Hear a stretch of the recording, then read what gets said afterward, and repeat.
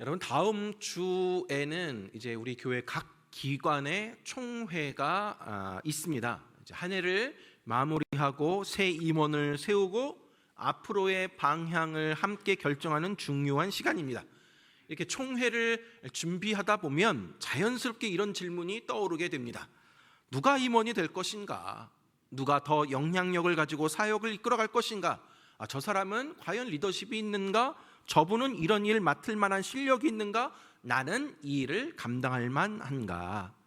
여러분, 우리의 생각과 우리의 판단과 우리의 기준은 하나님이 원하시는 사람인가 보다는 능력이 있는 사람인가? 잘할 수 있는 사람인가를 더 많이 생각하게 됩니다. 하지만 오늘 말씀은 우리에게 완전하게 다른 질문을 제시하고 있습니다. 누가 일을 잘할 것인가가 아니라 누가 하나님의 백성인가입니다. 하나님은 능력을 기준으로 삼지 않으셨습니다. 하나님이 보시는 기준은 자격이 아니라 정체성입니다. 오늘 본문 신명기 23장에서 하나님은 분명하게 말씀하십니다. 아무나 여호와의 총회에 들어올 수 없다. 여기서 여호와의 총회라는 것은 하나님의 백성의 모임, 하나님의 백성으로 인정받는 자리입니다. 그런데 하나님이 말씀하시는 이 총회 참여의 기준은 그가 가진 신체 조건이나 배경이나 능력이나 실력이 아닙니다. 무엇이냐? 그의 마음이 하나님을 향하고 있는가? 그가 진정 하나님의 백성인가? 이것이 유일한 기준이었습니다. 오늘 말씀을 통해 나는 정말 하나님의 백성이 맞는지 우리의 정체성을 다시 한번 확인하고 그 정체성에 합당하게 살아가는 결단이 있기를 소망합니다. 첫 번째로, 나는 정말 하나님의 백성이 맞는가? 오늘 본문 1절, 2절 말씀 보니까 고환이 상한 자나 음경이 잘린 자는 여호와의 총회에 들어오지 못하리라. 사생자는 여호와의 총회에 들어오지 못하리니 10대에 이르기까지도 여호와의 총회에 들어오지 못하리라 라고 했습니다. 총회라는 것은 앞서 말씀드렸지만 이스라엘 백성들의 모임, 다시 말하면 하나님 백성들의 공동체를 의미합니다. 근데 총회에 들어올 수 없다라는 것은 그가 하나님의 백성들 공동체 안에 들어올 수 없다라는 의미입니다. 구약에서는 남자가 할례를 받고 율법을 지키기로 서약을 하면 이스라엘의 백성이 될 수 있었습니다. 여자는 이스라엘 남자와 결혼을 하여서 하나님을 믿고 율법을 지키기로 서약을 하면 이스라엘 민족 안으로 들어올 수 있었습니다. 그런데 1절과 2절 말씀을 보면 고환이나 음경이 상한 자, 그리고 사생자는 이스라엘 총회에 들어올 수 없다라고 말씀하고 있습니다.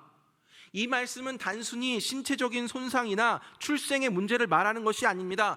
그들의 삶의 뿌리가 우상 숭배와 음행에 있었다라는 것입니다. 고대 사회에서 보통 고환이나 음경이 상한 자는 동성 연애자이거나 혹은 우상을 섬기기 위해서 스스로 자신의 신체를 상하게 하는 사람일 경우가 많았습니다. 또한 사생자 역시도 이방신을 섬기는 여성 사제들과 제사를 지내면서 음행을 할 때 태어난 아기를 의미하는 것입니다. 그러니까 1절과 2절에 나오는 규례는 하나님이 보시기에 가장 가증스러워하는 우상 숭배와 음행을 통해서 생기는 것들을 뜻하는 것입니다. 이런 사람들은 하나님의 백성이 될 수 없다라는 것이죠. 즉, 핵심은 신체가 아니라 그들의 삶의 방향이 문제입니다. 하나님을 인정하지 않고 우상 숭배와 죄악에 머무르는 사람은 하나님의 백성이 될 수 없다라는 것입니다. 또한 오늘 본문 3절에서 6절까지는 암몬과 모압 사람에 대해서 말씀하고 있습니다. 이들도 여호와의 총회에 들어올 수 없다라고 말씀합니다. 3절 말씀 보니까 암몬 사람과 모압 사람은 여호와의 총회에 들어오지 못하리니 그들에게 속한 자는 10대뿐 아니라 영원히 여호와의 총회에 들어오지 못하리라 라고 합니다. 암몬과 모압은 이스라엘을 향해 저주한 민족입니다. 이들은 이스라엘 백성들이 출애굽하여서 광야를 지날 때 발람을 통해서 하나님이 극도로 싫어하는 우상 종교의 주술을 사용하여서 이스라엘 백성들을 저주하게 하였습니다. 이들의 문제는 혈통이 아니라 태도였습니다. 하나님을 거절했고 하나님의 백성을 대적했고 하나님이 하시는 일에 반대했습니다.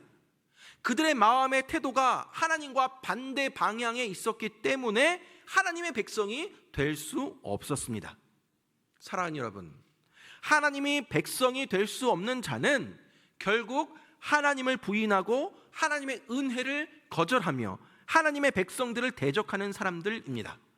우상 숭배나 음행이나 하나님의 백성들을 대적하는 것은 결국 하나님을 거절하고 부인하는 행위입니다. 오늘날로 말하자면 하나님의 말씀을 따라 복음 듣기를 거부하고 예수님을 나의 구주로 영접하기를 거절하는 경우 그들은 결코 하나님의 백성이 될 수 없다라는 것입니다. 하나님이 용서하지 않는 죄가 있는데 바로 예수님을 영접하지 않는 죄입니다. 복음을 거절하고 하나님의 은혜를 거부하는 사람들은 하나님이 용서하지 않으십니다. 그러니까 결국 은혜의 복음을 통해서 예수님의 공로로 인해서 거듭나지 못한 사람들에게는 결코 용서함이 없다라는 것입니다. 이것이 성령을 모독하는 것이고 예수님을 거역한 죄, 용서받지 못할 죄인 것입니다. 그러나 죄인이 하나님의 백성이 되는 길, 즉 하나님의 자녀로 거듭날 수 있는 방법이 있습니다. 로마서 10장 13절 말씀, 우리가 한번 로마서 10장 13절 말씀 같이 읽어보겠습니다. 시작. 네, 누구든지 주의 이름을 부르는 자는 구원을 얻으리라. 과거가 어떠하였든 죄가 많든 적든 이방인이든 사생자든 예수님을 믿는 순간 하나님의 백성이 됩니다. 이것이 복음입니다. 이것이 좋은 소식입니다. 이것이 은혜입니다. 이 복음을 받아들이지 않는다면, 예수님을 나의 구주로 영접하지 않는다면 우리는 결코 구원받을 수가 없다라는 사실입니다. 사랑하는 여러분, 하나님은 신체적인 조건을 보시는 분이 아니십니다. 출생의 배경이나 과거의 실수, 상처, 실패를 보시는 분이 아니십니다.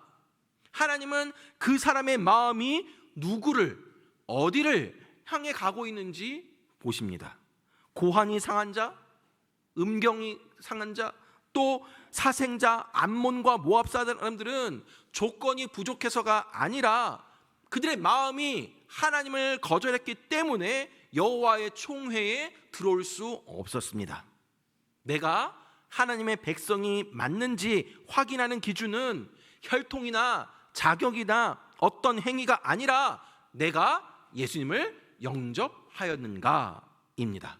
영접하는 자, 곧 그 이름을 믿는 자들에게는 하나님의 자녀가 되는 권세가 주어졌음을 믿으시기 바랍니다. 예수님을 영접하는 그 순간 우리는 하나님의 자녀가 되었습니다. 아무도 그 권세를 빼앗을 수가 없습니다. 이것이 은혜이고 이것이 복음입니다. 자, 이제 우리는 그럼 두 번째 질문 앞에 서야 합니다. 두 번째는 무슨 질문이냐? 그렇다면 나는 무엇을 할 것인가? 입니다. 오늘 본문 7절, 8절 말씀 보면 너는 에돔 사람을 미워하지 말라. 그는 내 형제임이라. 애굽 사람을 미워하지 말라. 내가 그의 땅에서 객이 되었음이라. 그들의 3대 후 자손은 여호와의 총회에 들어올 수 있느니라 라고 합니다. 여러분, 이 말씀은 매우 놀라운 선언입니다. 앞서 하나님이 모압과 암몬 사람들에게는 너희는 여호와의 총회에 들어올 수 없다, 영원히 들어올 수 없다라고 단호하게 선을 그으셨습니다. 그런데 7절 8절에서 에돔 사람들에게는 다른 방향의 문을 열어주십니다. 에돔 사람들은 3대 후에 총회에 들어올 수 있다라는 거죠. 에돔 사람들은 3대 후에 자신들이 원한다면, 그들이 하나님을 믿는 신앙을 가진다면 이스라엘 백성들 안에 들어올 수 있다라는 것입니다. 여러분, 에돔 사람이 어떤 민족입니까? 야곱의 형제 에서의 후손입니다. 이 에돔은 이스라엘과 혈통적으로 한 형제였습니다. 근데 이들이 이스라엘 백성들이 출애굽하여 광야를 지날 때 그들의 길을 열어주지 아니하였고 무시했습니다.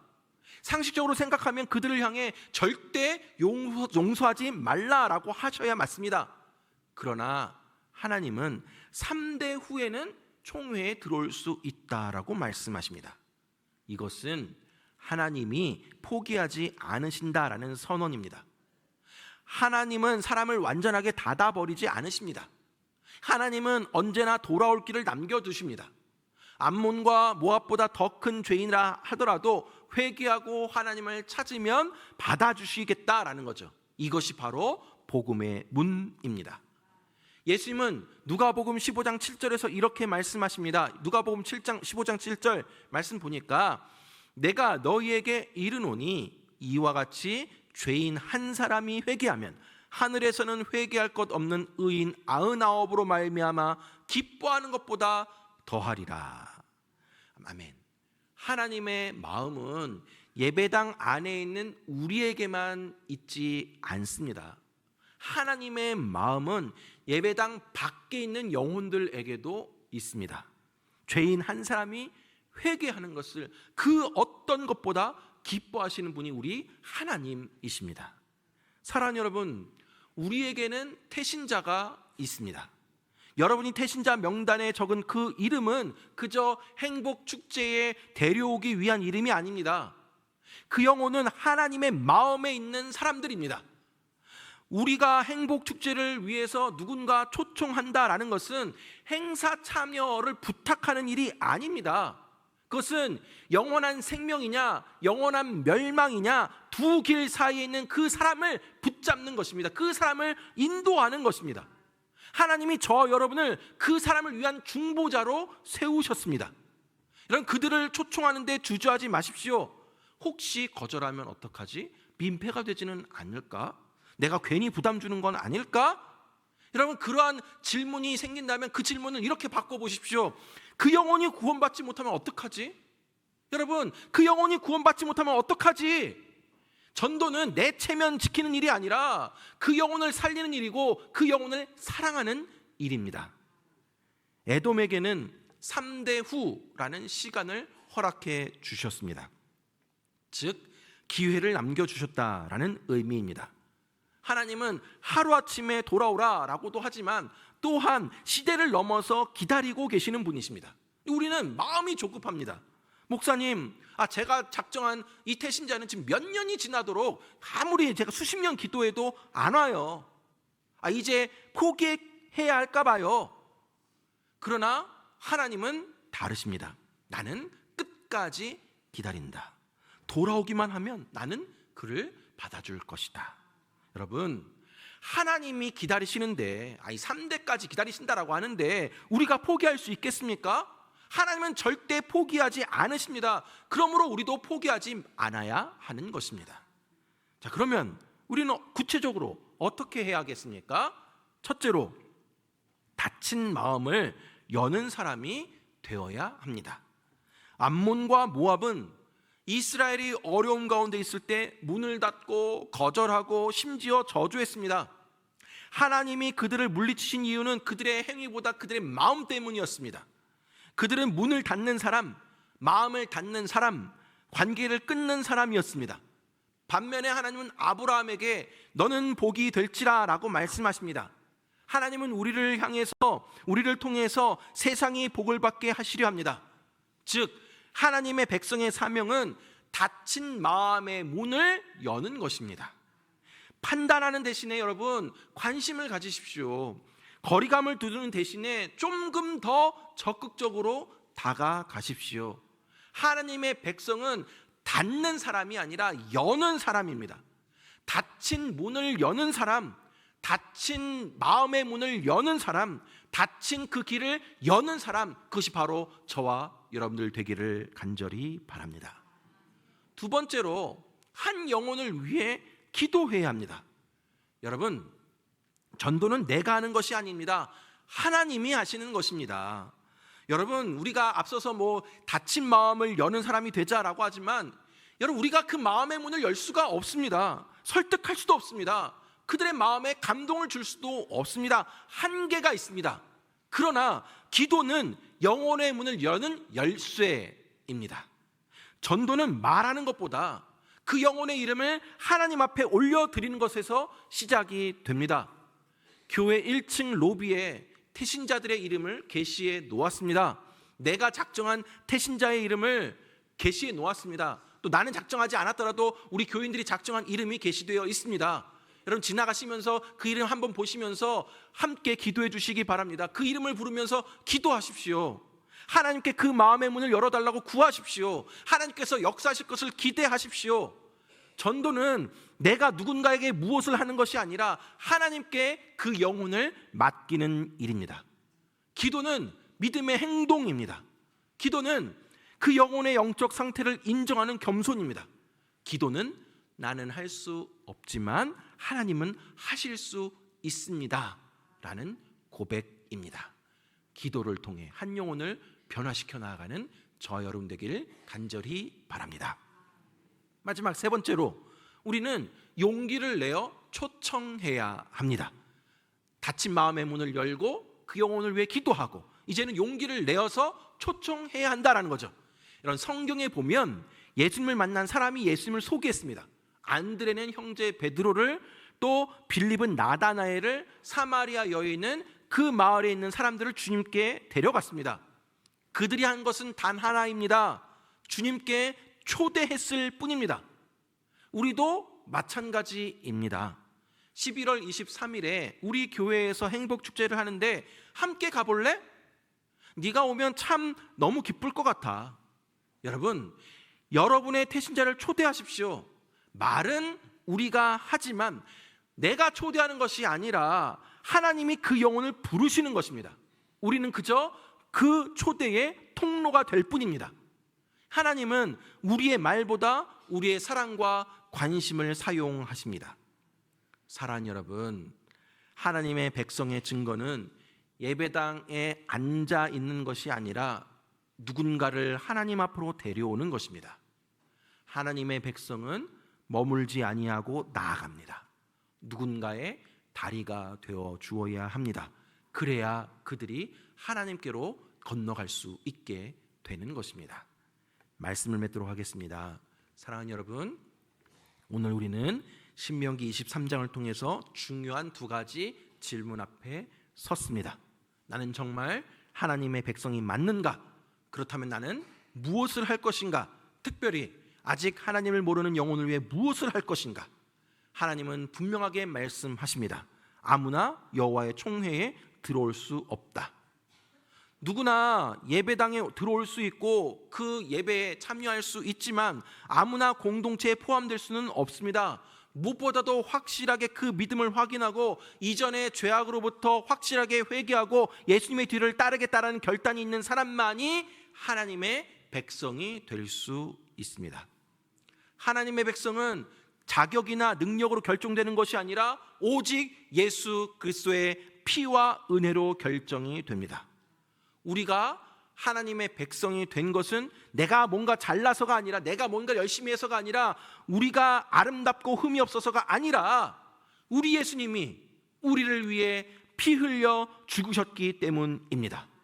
우리는 그 은혜로 구원받은 사람들입니다. 그 은혜로 여호와의 총회에 들어오고 하나님의 자녀, 하나님의 백성이 된 사람들이심을 믿으시기 바랍니다. 여러분, 그렇다면 그 은혜를 우리만 누릴 수 있겠습니까? 여전히 우리 주변에는 복음을 받아들이지 않는 영혼들이 많이 있습니다. 하나님은 암몬과 모압 사람들에게 말씀하셨습니다. 그들의 마음을 닫고 복음을 거절했다. 그러나 에돔에게는 말씀하십니다. 3대 후에는 여호와 총회에 들어올 수 있다. 하나님은 닫힌 문을 여는 분이십니다. 우리는 그 문을 여는 도구로 사용됩니다. 우리는 태신자를 작정하였습니다. 그리고 그들을 행복축제에 초대하려고 합니다. 여러분, 행복축제는 그냥 단순한 행사가 아닙니다. 한 영혼이 여호와 앞으로 돌아오는 날입니다. 영혼 구원의 자리입니다. 그 이름 한 명이 천하보다 귀합니다. 그 사람이 오느냐 안 오느냐, 그거보다 중요한 것은 내가 그 영혼을 위해 기도했느냐?